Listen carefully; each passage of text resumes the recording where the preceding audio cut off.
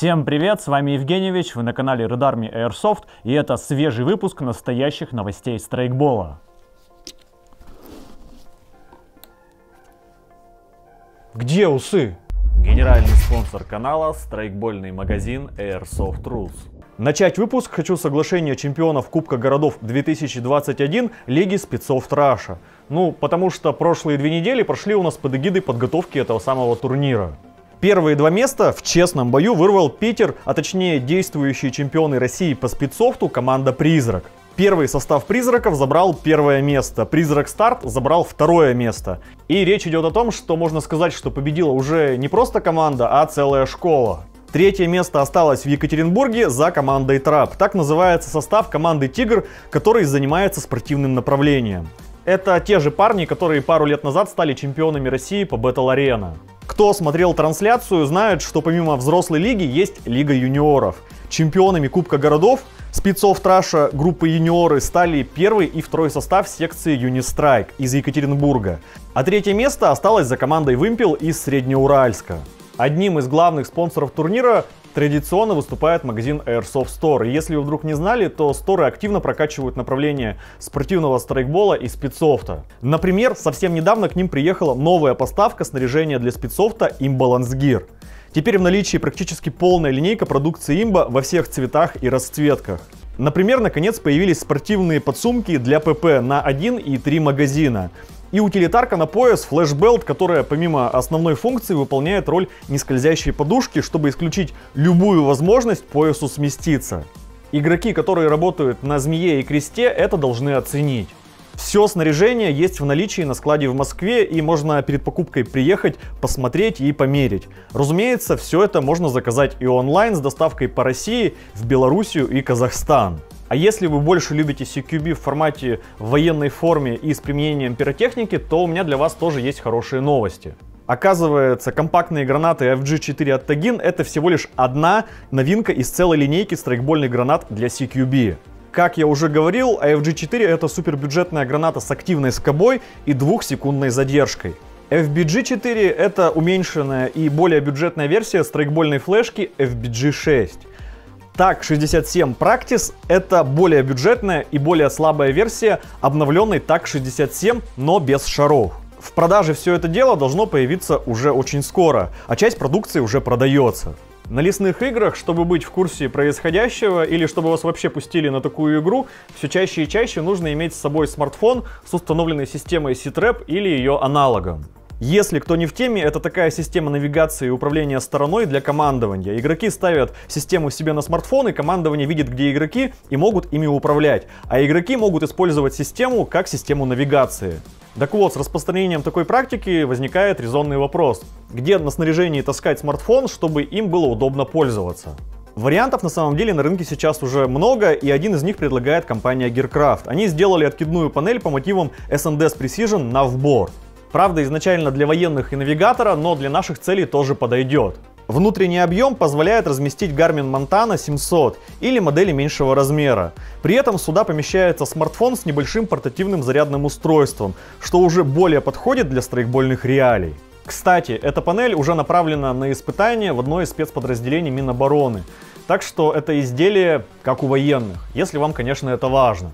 Материал изготовления — сверхпрочный полимер. Крепление осуществляется съемными клипсами на велкро. Ожидаемая стоимость от 3500 рублей до 5000. Еще одной важной штукой на играх является связь. Но что, если вы хотите оригинальные уши по типу Peltor, Comtac или Sardin, но все равно хотели бы сэкономить?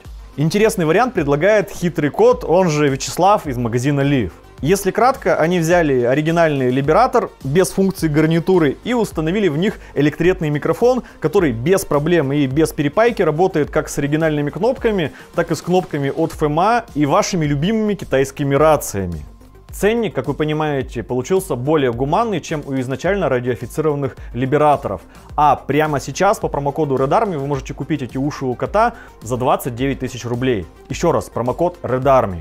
Похоже, у Mordor-Tac с их знаменитым гоптаком появился иностранный конкурент в лице компании NorArm, которая сделала Combat Shirt в стиле 3 полоски. Называется Kandahar Combat Shirt Special Edition.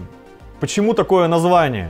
Производитель говорит о том, что рубашка сделана на основе опыта, полученного на полях сражений в Афганистане и Ираке. Как в сражениях помогали полоски на рукавах, остается только догадываться. Но вы можете написать свой вариант в комментариях. Из особенностей конструкции, помимо полосок, можно отметить вентиляцию в подмышках, карманы на рукавах с вертикальным доступом и амортизирующие вставки. Впрочем, ничего такого, чего нет в других рубашках. Из необычного, помимо версии со стандартным воротником, есть версия с капюшоном, а расцветка пока одна Savage Green. Ценник $141 и $161 в зависимости от версии. В линейке продукции Ars Arma появился новый камербанд под именем Tubes Mod 1. По сути, он очень похож на стандартный скелетный камербанд Tubes для жилетов GPC и AWS, но есть полезное отличие. Внешним слоем тут используется жаккардовая стропа, которая заметно дольше сохраняет цветовой рисунок и не выцветает. Внутренняя стропа однотонная цвета хаки, как на всех внутренних элементах AWS Mod 1. Короче, ключевая идея новинки — это удешевить продукт с сохранением качественных и функциональных характеристик. Эти камербанды, кстати, можно ставить на любые жилеты от любых производителей. Разумеется, при условии, что там стоит крепление как у AWS или GPC. Для владельцев газовых эмок от VFC, желающих новых ощущений от своей игрушки, компания Crusader Tech сделали двухступенчатый спуск. Суть следующая. Первая ступень нажатия происходит с нулевым весом, а вот вторая ступень с усилием в 1 кг 36 грамм. Таким образом, спуск становится более понятным и контролируемым. Деталь, выполненная из стали, начнет продаваться вроде как уже в этом году, а ценник обещают около 7300 рублей за штуку. Хочешь новых ощущений от своей газовой эмки, придется раскошелиться.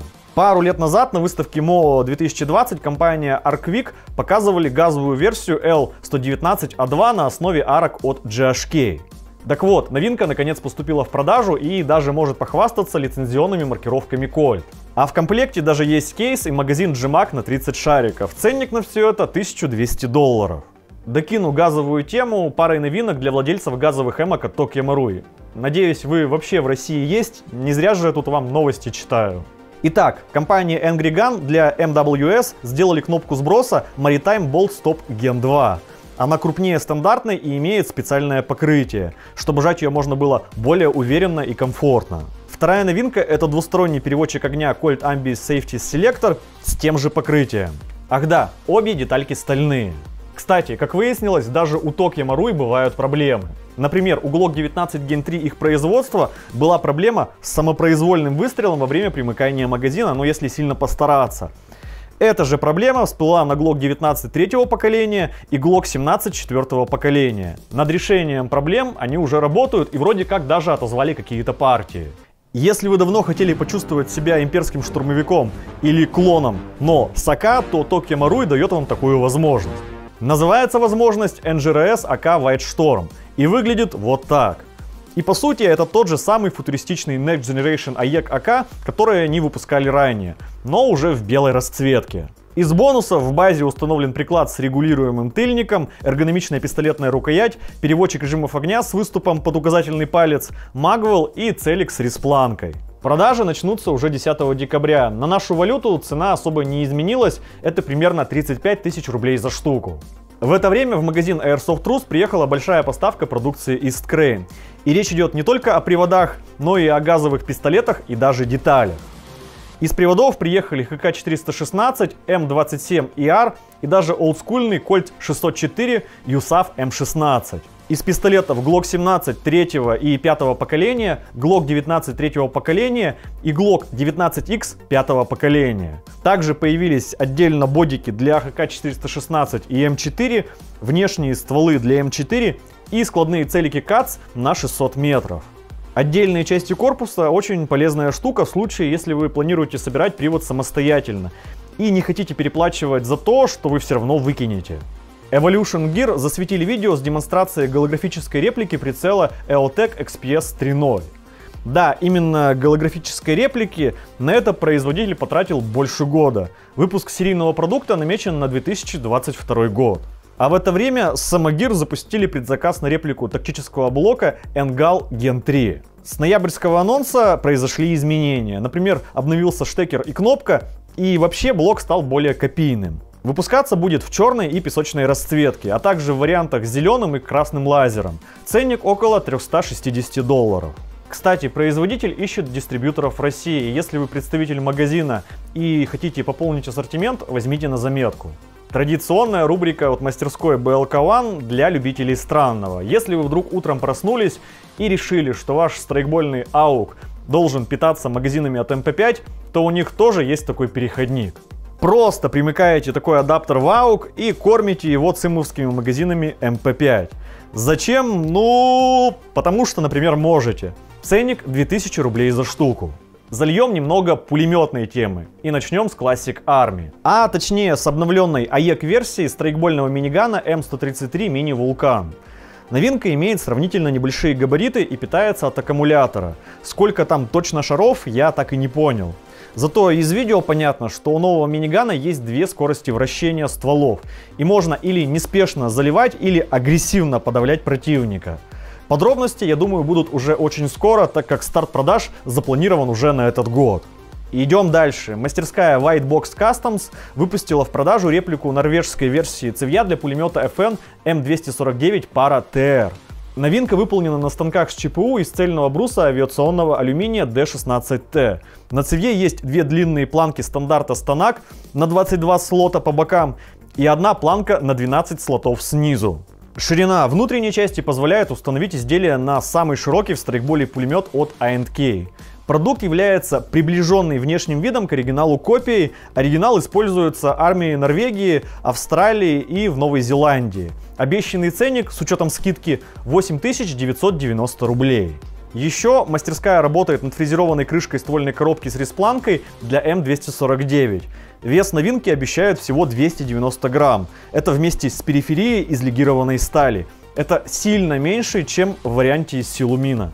Точность изготовления обещают такую, что можно будет смело ставить оптику. Ну и, конечно, там будут правильные маркировки. А первые тестовые образцы обещают уже до Нового года.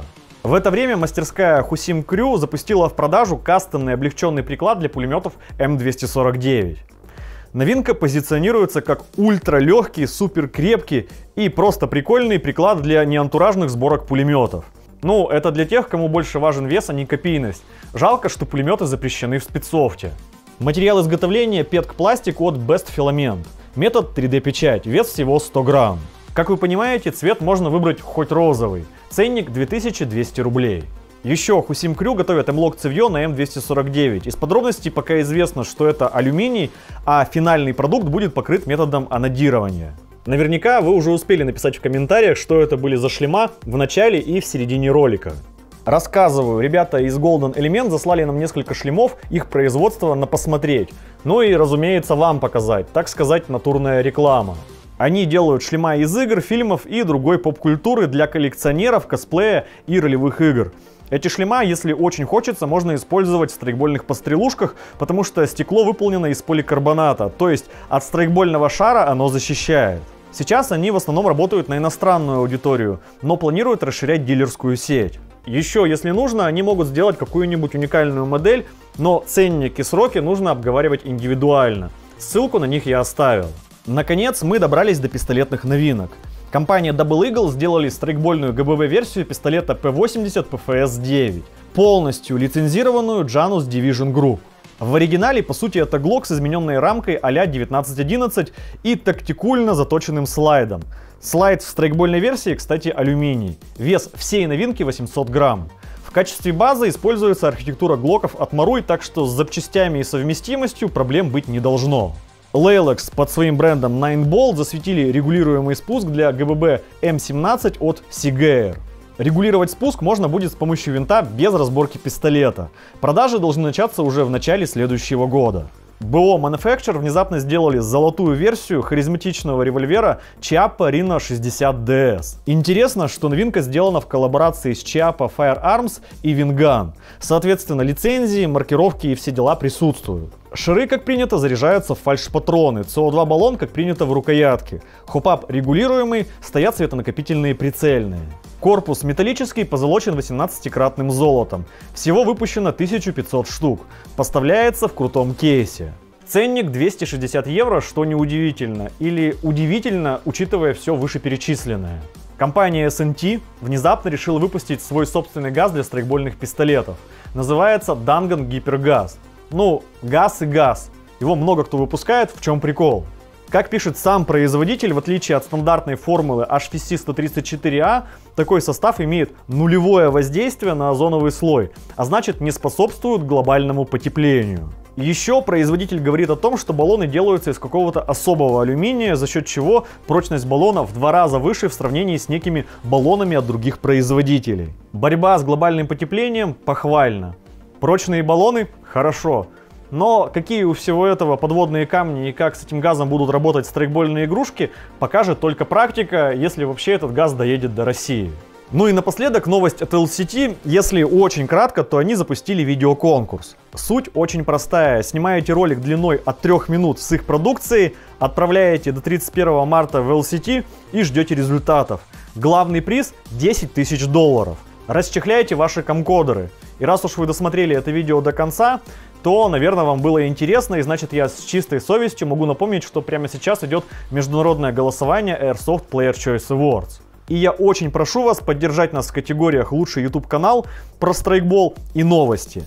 Ссылку и шаблон для удобства заполнения я оставил в описании. Как всегда, предлагаю обсуждать видео в комментариях, ставить ваши уверенные пальцы вверх. С вами был Евгеньевич. Увидимся!